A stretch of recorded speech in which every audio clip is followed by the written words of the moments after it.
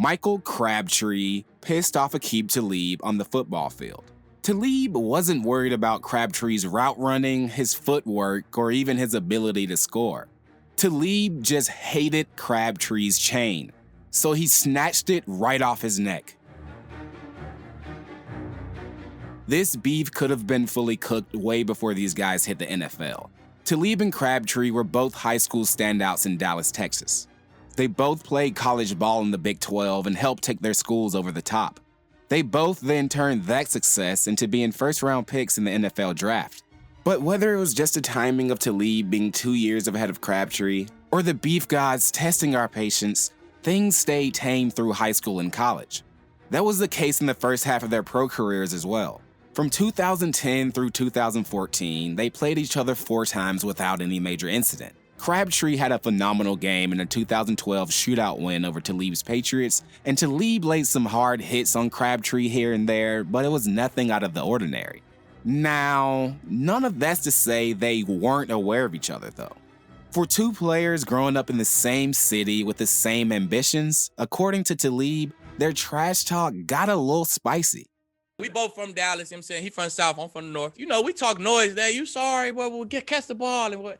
But his noise talking was a little bit different, man. It was, when I see you back in the city, I'm a beep, beep, I'm a beep, you know what I'm saying? I'm like, hold on, bro. It wasn't just football talk. It was a lot of calling you out your name talk. So I think that like elevated. Personal. It was a little more personal. It's also worth noting neither of these guys had been strangers to beef. For Crabtree, aside from what he did on the field, he became pretty well known for his clashes with another corner, Richard Sherman. They shared some beef that turned out to be sparked by some over-the-top trash talk from Crabtree at a celebrity softball game of all places. Go figure. For Talib, he never shied away from verbal spats of his own with receivers over the years. Defensive backs and wide receivers don't click. It is what it is. So after years of just missing each other in high school and their time in the Big 12 Conference, in 2015, Talib and Crabtree found themselves locked in the same division. Talib was a defensive anchor on a stingy Denver Broncos secondary dubbed the no-fly zone. Crabtree, meanwhile, joined the Raiders after 6 seasons with that other team in the Bay. As division rivals, they played each other 2 times a year, leaving ample opportunity for delicious beef. But they didn't even give us an appetizer. The 2015 matchups between the Broncos and Raiders were both low-scoring games where neither Talib nor Crabtree impacted the outcomes. But maybe the two just didn't want to come out and immediately ruin our appetites, because in the following season, they offered up a full course of beef. Going into a Week 17 matchup against the Broncos, Crabtree was close to capping off the year with his second ever 1,000-yard season, and he looked damn good in the process. Not only did Crabtree blow past defenders on a weekly basis, but he did it with some sauce, flaunting some nice ice around his neck. The Broncos secondary kept Crabtree in check when they met earlier in the season, but Talib was out with an injury, so he missed the action. With Talib healthy in this game, though, things got interesting. In the first quarter, Crabtree couldn't haul in a pass with Talib smothering him in coverage. What looked simply like a drop ball was actually the defining moment of this beef. With Crabtree's necklace flowing in the wind, Talib took notice. He shoved Crabtree to the ground after the missed pass. Crabtree hopped up, pushed him back, and got in his grill. There's no telling exactly what Crabtree said to Talib, but if I were to take a guess, it was probably something along the lines of, "Look, man, don't be pushing me like that, all right? You could have scuffed up my diamonds. My grandma gave me this chain." And at that moment, the beef gods finally answered our prayers and smiled down on us. Talib saw that beautiful chain, grabbed it, and snatched it right off Crabtree's neck, breaking it in half. Despite Crabtree looking on stunned, there was no flag thrown on the play.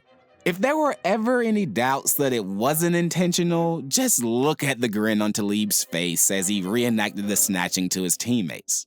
Crabtree didn't retaliate during the game, calling it a business decision, but he also didn't hold his tongue about how he really felt about Talib. After the game, Crabtree said he didn't have a history with Talib, but he thought he was fake. I have no history with nobody. I just feel like they acting, it's actors. I mean, you ain't tough, you ain't D'ing nobody up like that. So, I mean, You acting. Saying all the antics on the field was just Talib acting tough in front of the refs and just overall childish. That make you tough? You snatch the chain in front of the police and take off running. Like, what that? Like, childish, man. When Talib spoke his piece, though, it didn't really seem that deep. Crabtree's necklace had annoyed Talib all season, and being a man of his word, he said he would snatch it if he saw it. The media had a whole offseason to clamor on to the exquisite gold-covered beef in anticipation for their next matchup. The Broncos and Raiders were scheduled for a Week 4 game that Crabtree wasn't able to play in because he was injured. Even if he did, though, Talib claimed the incident was behind him, saying he wasn't worried about anyone's chain and was more focused on Oakland's game plan. Alright, I do just have to say that calling Crabtree Crab Boy while claiming that the beef is over is just elite levels of trolling. Earlier, Talib did say if he saw that chain he would snatch it, and he did. So he seems like a trustworthy guy to me. Maybe the beef actually was over. Nah.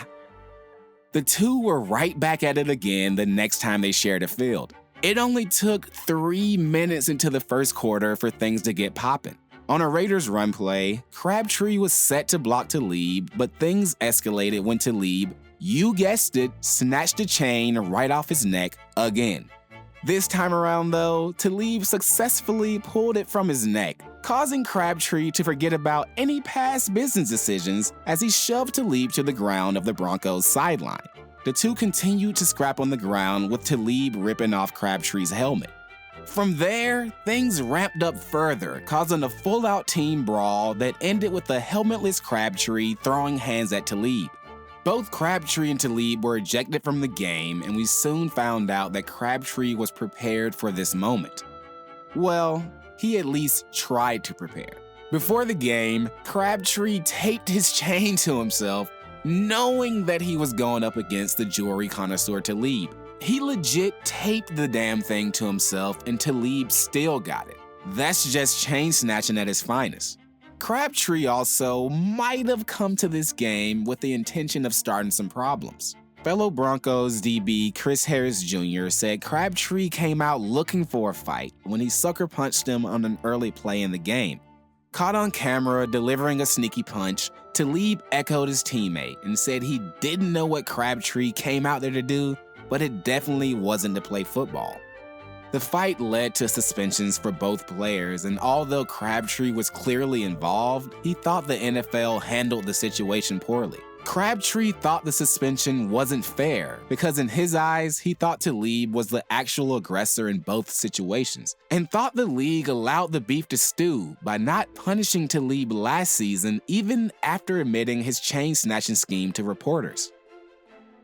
Taking the chain was only the first half of Talib's plan though.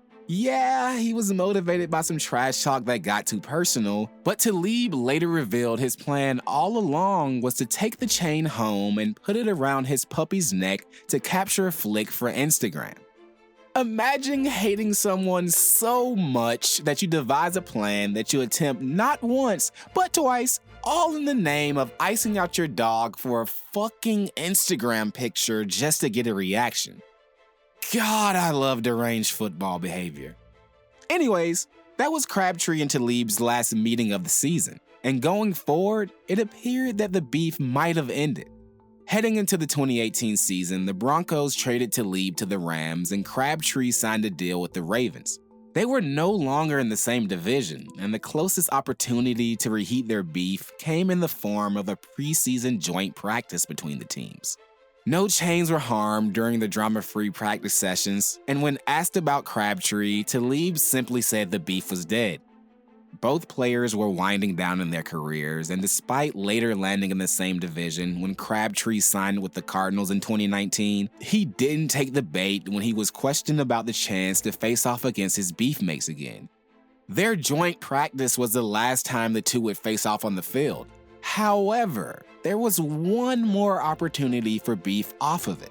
Looking to have some family fun in the offseason, Crabtree and Talib randomly ran into each other at a go-kart track in Texas. They say everything is bigger in Texas, but when you're from the same area, I guess there are only so many quality go-kart tracks. There were reportedly tense moments between the two when they saw each other, as family members feared that a fight could break out.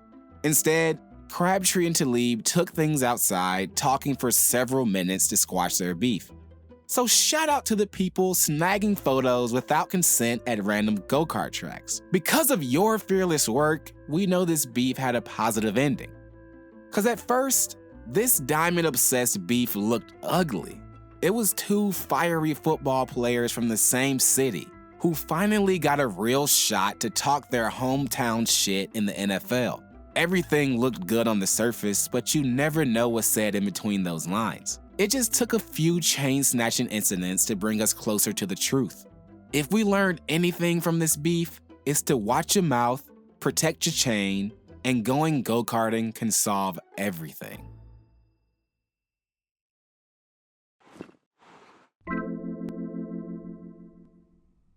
What up, fam? Thanks for watching this video. And yes, before you ask, you are my family, because if you made it this far, I really appreciate you, and family means everything. So anyways, thanks for watching, guys. We got some more beef for you, and don't forget to subscribe.